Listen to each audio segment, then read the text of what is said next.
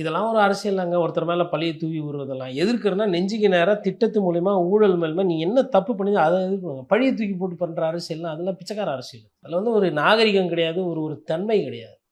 42 பேர் இறந்துருக்குறாங்க, அதை நீதிமன்றத்துக்கு விட்டுடணும். விசாரணை என்பது நேர்மையாக நடக்கணும். என் மேலே பழிய தூக்கி போகிறது, உங்கள் மேலே பழிய தூக்கி போகிறது, அது இருக்கக்கூடாது. அதில் வந்து விஜய் அவர்கள் மெத்தனமாக இருந்தது உண்மை. மெத்தனத்துக்கு என்ன தண்டனைன்றது கோர்ட்டு பார்த்துக்கும். இல்லை மெத்தனம் தெரியாமல் பண்ணிட்டாருன்னு கூட கோர்ட்டு பார்க்கலாம். இது கோர்ட்டோட பார்வை, நான் அதுக்குள்ளே போகலை. பட் இவர் நேரத்தாமதமாக வந்தது குத்தம்.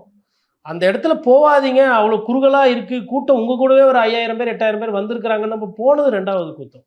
இதுக்கு இன்னி வரையிலும் அவங்க தரப்புலேருந்து பதில் வரலை. இன்னொன்று, பழியை தூக்கி வந்து திமுக மேலே போட முடியாது. அரசு அதிகாரிகள் எல்லாம் அந்த சைடு விசாரிக்க போகிறதும் அரசு அதிகாரி டு அதிகாரி வந்து அவங்க ப்ரூஃபை காட்டுவாங்க. பாருங்க, இந்த டைமில் இந்த இடத்துல எவ்வளோ பேர் இருக்கிறாங்க, இவங்களுக்கு இந்த இடத்துல என்ன வேலை, சரி நின்னாங்களா, இவங்க ஏன் கூடவே போனோம். இப்போ திருச்சி மாநாடு போட்டாங்க, பெரம்பலூர்லேயுமே கூட்டம். பெரம்பலூரில் இருக்கிற கூட்டம் ஸ்டாலின் அவர்கள் வண்டியில் போகும்போது அப்படியே கூடவே ஒரு 10 பஸ்ஸு போனால் என்னங்க ஆகும்? போகலாமா? ஸ்டாம்பிடு தானே ஆகும். அப்போது ஒரு சிலர் என்ன பண்ணிடுறாங்க, காலையிலேயே போய் மாநாடை சுற்றி பார்த்துட்டு வெயிலுக்கு மேலே வந்துட்டு சாப்பிட்டுட்டு போயிட்டாங்க.